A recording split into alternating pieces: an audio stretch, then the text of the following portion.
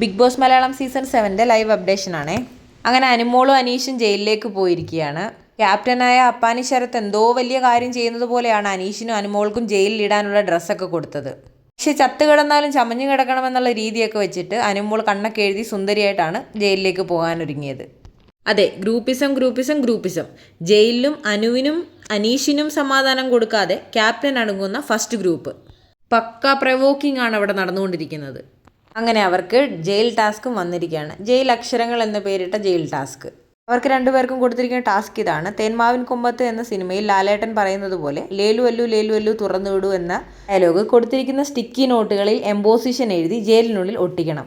ഒരു തവണ ഒരു നോട്ടിൽ എഴുതിയതിന് ശേഷമേ അടുത്തതിനകത്ത് എഴുതാൻ പറ്റുള്ളൂ. അതുമാത്രമല്ല, വൈൽഡ് കാർഡ് എൻട്രി നാളെ ഉണ്ടാവുമെന്നാണ് പറയുന്നത്. വൈൽഡ് കാർഡ് എൻട്രിയിൽ വരുന്നവർ എന്തായാലും അകത്തെന്താണ് നടക്കുന്നത് എന്നറിഞ്ഞിട്ടുള്ള വരവാണ്. ഗ്രൂപ്പിസം കൊണ്ട് ഒരാളെ ഒറ്റപ്പെടുത്തുന്നതും അകറ്റി നിർത്തുന്നതും മാറ്റി നിർത്തി നന്നായി ഗെയിം കളിച്ചില്ല എങ്കിൽ വൈൽഡ് കാർഡ് എൻട്രിയിൽ വരുന്നവർ കപ്പും കൊണ്ട് പോകും. പിന്നെ കരഞ്ഞിട്ടെന്താ കാര്യം, അല്ലേ? അപ്പോൾ അടുത്ത അപ്ഡേറ്റുമായി ഉടനെ എത്താം. വീഡിയോ ഇഷ്ടമായെങ്കിൽ സബ്സ്ക്രൈബ് ചെയ്ത് കൂടെ കൂട്ടിയേക്കണേ.